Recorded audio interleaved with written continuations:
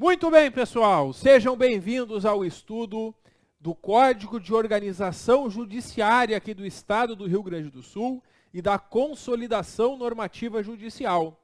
Este conteúdo que nós vamos gravar para o cargo de oficial de justiça, para o concurso de oficial de justiça aqui do TJ do Rio Grande do Sul. Bom, eu coloquei essa informação para vocês na nossa apostila, que nós vamos trabalhar nesta primeira aula praticamente todo o Código de Organização Judiciária, junto com os artigos da Consolidação Normativa, que falam do mesmo assunto. Porque o que fez o edital do concurso? Ele trouxe listados quais artigos do COG, do Código de Organização Judiciária, seriam cobrados e quais artigos da Consolidação Normativa.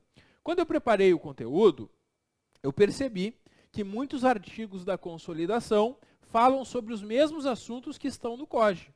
Então não faria sentido a gente estudar todo o COG e depois ir lá estudar na Consolidação o que a gente já viu no COG. Então, para a gente otimizar o nosso estudo, ganhar tempo e ficar mais didática a aula, eu já organizei o nosso material, a apostila que está disponível para vocês aqui no curso, com o conteúdo organizado por assuntos. E aí, a cada assunto estão juntos os artigos do COG e da Consolidação Normativa. Tem alguns poucos artigos da Consolidação que são exatamente idênticos aos artigos do COG. Aí eu coloquei para vocês essa informação no material e, claro, nós não vamos ver duas vezes a mesma coisa. Eu só vou indicar para vocês qual é o artigo correspondente da Consolidação que tem a mesma coisa que está no COG ou vice-versa, conforme o caso. Bom, e o que são essas normas que nós vamos estudar a partir de agora? São as normas justamente que organizam o Poder Judiciário aqui no Estado. Existe o COG, o Código de Organização Judiciária, que traz uma série de normas que são respeitadas pelo TJ do Rio Grande do Sul, pelo nosso tribunal, para organizar as comarcas, que tem comarcas, fóruns espalhados por todo o Estado do Rio Grande do Sul. Então, muitas regras sobre o funcionamento dos fóruns, sobre quem trabalha nos fóruns, como vocês que vão passar nesse concurso, estão nesse código e também na consolidação. Felizmente, o edital do concurso trouxe já especificados quais artigos quer. Não pediu toda a norma, porque essas normas são enormes. E como tem os artigos especificados, claro, vamos trabalhar apenas aqueles artigos que constam no edital. Pessoal, a gente tem aqui as categorias e classes funcionais dos servidores da Justiça. E nós temos uma divisão aqui no COG, no artigo 99, que divide os servidores em três categorias: servidores judiciais, servidores extrajudiciais e servidores de categoria especial. É apresentada essa divisão nesse artigo, mas não tem nenhuma especificação maior sobre elas. Então, isso é um assunto que tem muito pouca chance de ser cobrado em prova, e o máximo que eles podem perguntar é quais são as categorias. Por isso, eu já fiz esse esqueminha para tu memorizar. Tem os servidores judiciais, que trabalham diretamente nos fóruns e comarcas. Tem os servidores extrajudiciais, que trabalham nos cartórios do foro extrajudicial. O que é o foro extrajudicial? São esses serviços de tabelionato, notas e registros. Esses são os serviços extrajudiciais. E tem também os de categoria especial. Sobre os servidores de categoria especial, consta uma informação aqui no artigo 100. O artigo 100 prevê que na categoria especial ficam reunidos funcionários cujas atribuições não digam respeito diretamente à atividade judicial, bem como os da categoria administrativa da vara de menores. Basicamente isso que o artigo 100 fala sobre os servidores de categoria especial. Bom, e sobre os servidores judiciais, nós temos aqui uma classificação que são servidores que gozam de fé pública e são denominados serventuários. E aí diz quais são eles. Também, para ficar melhor na hora de revisar e memorizar, eu esquematizei eles neste mapa mental. Quem são considerados serventuários que gozam de fé pública? Primeiro, os titulares, os responsáveis pelos ofícios, tanto do foro judicial como do foro extrajudicial. Também os oficiais ajudantes. O oficial ajudante é uma categoria de servidor provido por concurso público. Eu mesmo lembro que fiz, faz tempo, mas cheguei a fazer concurso para oficial ajudante. No tempo que eu estava ainda na faculdade de Direito, este concurso abriu e ele exigia que estivesse já fazendo a faculdade até determinado semestre. Esse é o cargo de oficial ajudante. Tem o cargo de oficial de justiça, e esse a gente conhece muito bem. Estamos aqui estudando justamente para que vocês consigam se tornarem oficiais de justiça. São também serventuários, vocês serão serventuários, vão ter fé pública. E os oficiais escreventes? O oficial escrevente é um cargo que até pouco tempo tinha concurso, mas com a criação dos cargos de técnico judiciário no TJ, deixaram de realizar concursos para oficial escrevente. Mas eu ainda cheguei a dar aula recentemente, há poucos anos, para concursos de oficial escrevente. Bom, o oficial escrevente, ele vai gozar de fé pública somente quando estiver substituindo o titular do ofício ou se estiver juramentado. Se for juramentado, vai gozar de fé pública. Aqui também, eu só esquematizei para vocês o que está no parágrafo único. Se cobrarem prova, seria uma mera decoreba mesmo. A banca pode formular a questão trazendo esses e outros e perguntando quais são considerados serventuários com fé pública e quais não são. Esses são os que seriam considerados desta forma. Bom, vamos avançando agora. E aí o artigo 101 do Código de Organização Judiciária, ele apresenta quem são os servidores que vão atuar nos ofícios de justiça. E aí nós temos o escrivão, e nós vamos ver cada uma das atribuições do escrivão. O distribuidor, que como o nome já diz, vai fazer a distribuição dos processos, porque todo local que tem mais de uma vara, que tem mais de um juiz, quando se ingressa com uma ação judicial, o advogado que ingressa com a ação não sabe qual é o juiz que vai julgar o processo. Ele apresenta a ação e as ações que entram são distribuídas. Por exemplo, tem 3 juízes de vara civil naquela localidade. O primeiro processo vai para o da primeira vara, o segundo para o da segunda, o terceiro para o da terceira vara. O quarto vai para o da primeira, o quinto para o da segunda, o sexto pela terceira.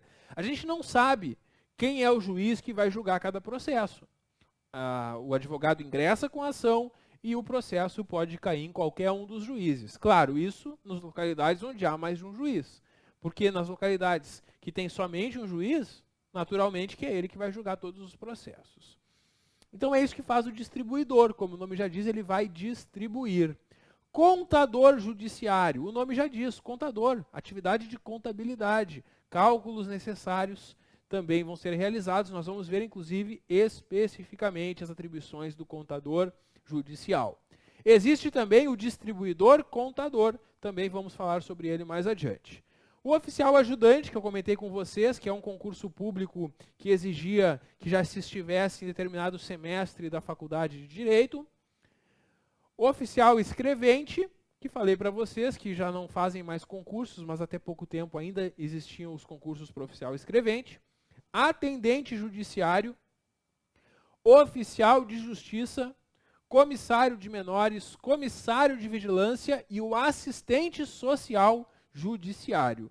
Esses cargos, então, estão listados como servidores e nós vamos conversar sobre eles. Uma questão simples, uma questão fácil de prova, poderia simplesmente te perguntar, assinale da alternativa a seguir, qual que apresenta ou qual que não apresenta servidores do foro judicial. E aí tu ia saber que os servidores do foro judicial são esses. Qualquer outra coisa que a banca inventar na prova estaria errado. Bom, o artigo 102, ele fala sobre a função gratificada de depositário judicial e de avaliador judicial. Espera aí, para que precisa de um depositário e para que precisa de um avaliador judicial? Bom, é o seguinte, muitas vezes num processo, as partes do processo, autor e réu, estão discutindo um bem. Pode ser um veículo, por exemplo. E se o juiz no processo entender que nenhuma das partes deve ficar com o veículo enquanto não terminar o processo, esse veículo vai ser depositado. Alguém vai ficar com o veículo até o fim do processo. Esse que fica com o veículo até o fim do processo é o depositário. O depositário pode ser um servidor do próprio foro, que é designado para a função de depositário judicial e no próprio local armazena esses bens que estão objeto da discussão e cuida deles até o fim do processo. Ou pode ser fora. O juiz pode nomear uma das partes do processo como depositário ou até mesmo outra pessoa. De repente, num estacionamento, o dono do estacionamento fica como depositário e cuida do veículo até o fim do processo. Então é isso que é o depositário. Existe depositário judicial, que vai ser um servidor do próprio Poder Judiciário, e tem os depositários nomeados pelo juiz. Nem sempre vai ser alguém do judiciário que vai ficar com essa responsabilidade. Quando for, existe uma função gratificada para o servidor que ficar com essa incumbência de depositário. E aí nós temos, então, essas funções gratificadas para o depositário judicial, que tem essa função de cuidar dos bens depositados até o fim do processo, e tem também a função do avaliador judicial. O avaliador, como o nome já diz, faz avaliações. Avaliar o valor dos bens, por exemplo. Essas funções gratificadas de depositário e de avaliador são exercidas por um servidor aqui do Poder Judiciário, servidor concursado, que é designado para essa função pelo presidente do TJ, sob proposta fundamentada do juiz de direito diretor do foro. Então, em cada foro, o juiz que for diretor do foro, ele vai indicar para o presidente do tribunal um servidor para essa função gratificada. E aí o presidente do TJ vai designar. Então é assim que são escolhidos o depositário e o avaliador para exercício de uma função gratificada. E como a gente sabe, como a gente viu lá no Estatuto dos Servidores, um servidor concursado que ocupa um cargo efetivo pode ocupar uma função gratificada. Aí, enquanto estiver na função gratificada, além do valor do seu cargo, recebe o valor dessa FG. Então é uma vantagem para o servidor que for designado para essa função. E aqui nós temos como funciona essa escolha. E mais uma informação importante. Aqui na comarca de Porto Alegre, vai ter uma função gratificada para depositário e uma função para avaliador judicial. Nas demais comarcas aqui do estado, é uma gratificação só para depositário avaliador, quer dizer, um servidor designado para as duas funções. E em Porto Alegre vai ter um para a função de depositário e outro para a função de avaliador. O parágrafo 2º prevê que em casos excepcionais, como exceção, tendo em vista a natureza do bem ou do direito que tem que ser avaliado ou do bem que tem que ser depositado, essa função de avaliador ou depositário pode ser exercida, como eu já falei para vocês, por pessoa nomeada e compromissada pelo juiz, que vai lhe atribuir uma remuneração. Nesse caso, o juiz está indicando alguém que não é servidor aqui do Poder Judiciário para exercer essa função. E por exercer essa função, essa pessoa vai receber um valor, conforme o tipo de bem. Tem bens que podem ficar depositados aqui no Poder Judiciário sob responsabilidade de um servidor. Tem bens que não. Então, conforme cada caso, o juiz pode indicar para o servidor ou indicar outra pessoa para essa função de avaliador ou de depositário. Muito bem. E é isso que nós temos, então, concluindo essa primeira parte aqui sobre o Código de Organização Judiciária. Vamos começar agora a conversar sobre esses cargos, porque também consta no edital como conteúdo do nosso estudo atribuições de cada um deles. E aqui nós começamos a ter aquele encontro que eu falei, artigos do COG que falam sobre o mesmo assunto de artigos da consolidação normativa. Comparando o artigo 106 do Código de Organização Judiciária com o artigo 229 da consolidação, a gente vai perceber que eles não são idênticos, mas eles são bastante parecidos. O que eu fiz aqui? Eu coloquei o artigo 106 e ao longo dele, sempre que tiver uma atribuição que lá na consolidação está um pouco diferente, eu coloquei no quadrinho para vocês. E no final, eu vou mostrar para vocês quais atribuições que estão na consolidação que não constavam aqui no Código de Organização Judiciária. Bom, vamos começar a conversar então sobre o escrivão.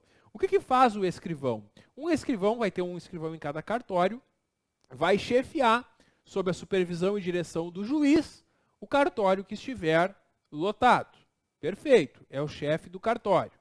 Segundo, ele vai escrever, daí o nome escrivão, escrever todos os termos dos processos e demais atos praticados no juízo em que servir.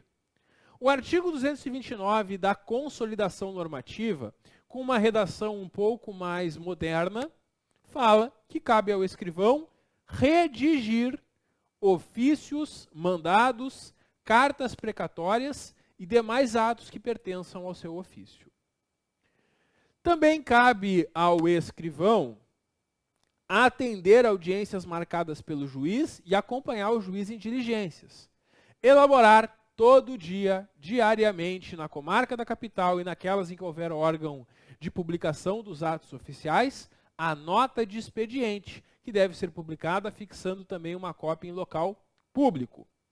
E aí a consolidação normativa sobre esse mesmo assunto fala que é competência do escrivão elaborar e encerrar diariamente a nota de expediente no sistema informatizado, bem como confirmar no sistema a data de disponibilização no Diário de Justiça Eletrônica. Agora nós temos aqui já a modernidade, porque quando o COJE foi feito, nós não tínhamos o sistema eletrônico que nós temos hoje. Então, quando eles fizeram a redação da consolidação sobre as atribuições do escrivão, eles já colocaram o Diário de Justiça eletrônico, que não é mais impresso, que é um documento eletrônico. Bom, também cabe ao escrivão zelar pela arrecadação da taxa judiciária, custas e demais exigências fiscais e outros quaisquer valores devidos pelas partes, expedindo guias para depósito diretamente pela parte ou seu procurador em estabelecimento autorizado. Também preparar diariamente o expediente do juiz. E bem parecido, a consolidação fala que cabe ao escrivão preparar e encaminhar diariamente o expediente do juiz. Ter em boa guarda os autos, livros e papéis do seu cartório. No inciso 7 do artigo 229 da consolidação, cabe ao escrivão manter sob sua guarda e responsabilidade os livros e autos, não permitindo que eles saiam do cartório, exceto que tenham que seguir a conclusão do juiz. O que é um ato seguir a conclusão do juiz? É quando tem um processo que tem uma providência que vai ser tomada pelo juiz. Tem uma decisão a ser tomada pelo juiz, que pode ser a sentença ou pode ser outra decisão. E aí se diz que o ato está concluso ao juiz. O processo sai do cartório e vai para a mesa do juiz. Isso é um processo físico, porque no processo eletrônico tudo isso se opera eletronicamente. Nós ainda temos aqui no Rio Grande do Sul processos físicos, mas já temos também muitos processos eletrônicos. Toda essa norma, ela foi pensada em processos físicos, mas também vai se aplicar, claro, para os processos eletrônicos. Bom, então, o escrivão cuida dos processos, só deixando eles saírem do cartório quando forem lá para a mesa do juiz. Quando tiver vista para que um procurador, um advogado, defensor público, o Ministério Público ou a Fazenda Pública, um órgão público, querem olhar o processo para apresentarem a sua manifestação, a sua defesa, o seu recurso, seja o que for. E aí tem que fazer essa vista. Quando devam ser remetidos ao contabilista ou ao partidor, justamente para fazer um cálculo, ou quando forem encaminhados a outro juízo, a outra comarca, a outro foro, em razão da modificação da competência.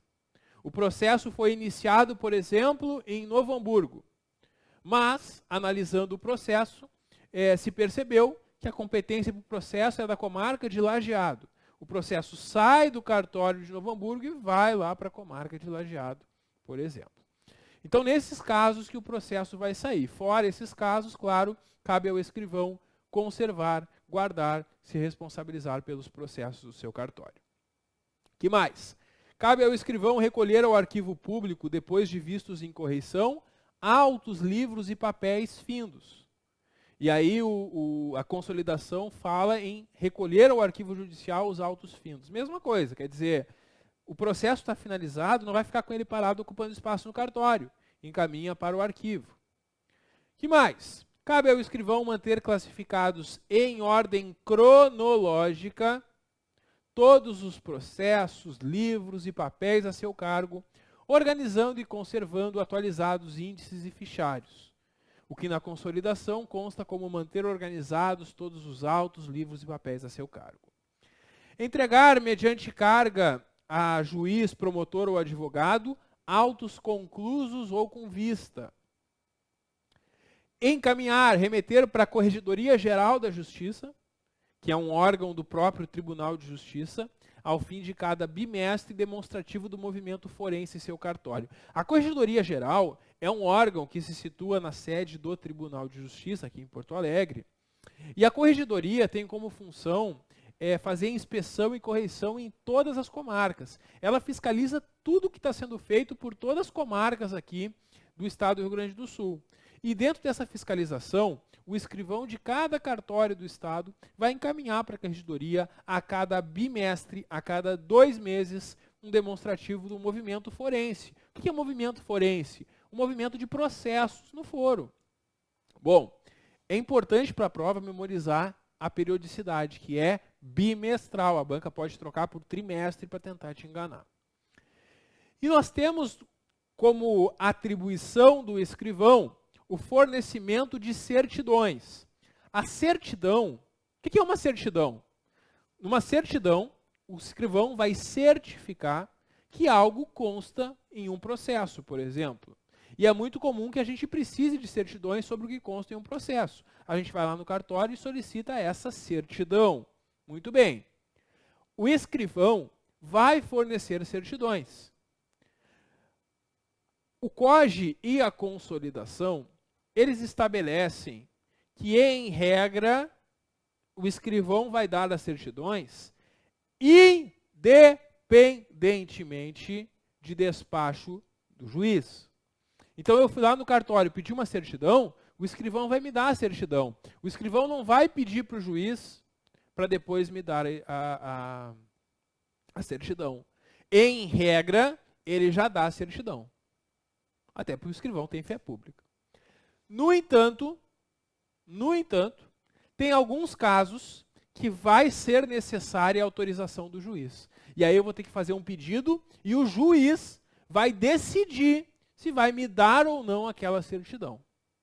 Então, o item 12, ele diz que é atribuição do escrivão fornecer certidão, independentemente de despacho, quer dizer, independentemente de autorização do juiz, sobre o que consta em autos, livros e papéis do seu cartório, salvo, exceto, nesses casos. Ou seja, nesses casos, precisa da autorização do juiz. É isso.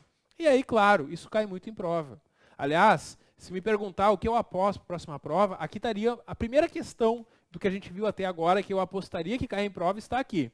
Por isso mesmo, montei esse esquema com todas as situações nas quais, quando alguém pede a certidão no cartório, o escrivão não pode fornecer.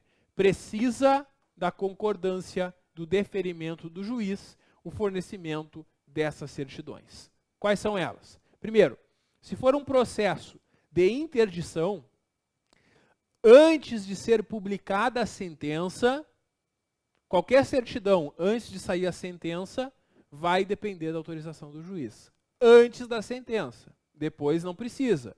Mas se for antes da sentença, precisa. O que mais? Quando se tratar de um arresto ou sequestro, o arresto é quando se pegam bens para garantir depois um pagamento de uma dívida. O arresto ou sequestro, antes de realizado, não pode se pedir certidão, porque ele ainda não foi feito. Agora, depois que for feito o arresto ou sequestro, pode. Então, cuidado com esses dois primeiros, que eles só vai ser necessário a autorização do juiz se for antes da sentença no processo de interdição ou antes de ser realizado no caso de arresto ou sequestro. Quando for um processo em segredo de justiça? Bom, aí acho que é um pouco óbvio, né? Se o processo tramita em segredo de justiça, vai ser devassado o segredo se forem dadas certidões sobre ele. Então não pode, a não ser quando o juiz autorizar. Que mais? Quando for um processo penal, processo crime, antes da pronúncia ou sentença definitiva. Antes de chegar na pronúncia da sentença definitiva, não vai ser dada certidão sem autorização do juiz. Quando for um processo especial contra menor, também vai precisar de autorização. Ou quando for um processo administrativo de caráter reservado. Nesses casos, a certidão até pode ser dada, mas só se o juiz concordar. E a banca pode perguntar, quais são os casos que dependem do deferimento do juiz, da concordância do juiz, para que seja dada a certidão? E são esses mencionados aqui nessa parte. Pessoal, o inciso 13 da consolidação, ele é quase igual a esse que a gente acabou de ver. Tem só uma diferença. Quando o COAG fala processo especial contra menor, aqui fala processo especial regulado pelo ECA, que trata justamente dos menores, dos jovens, das crianças e adolescentes. Bom, tem mais atribuições do escrivão, mas nós vamos continuar no próximo vídeo. Dá um clique que eu já volto. Até logo!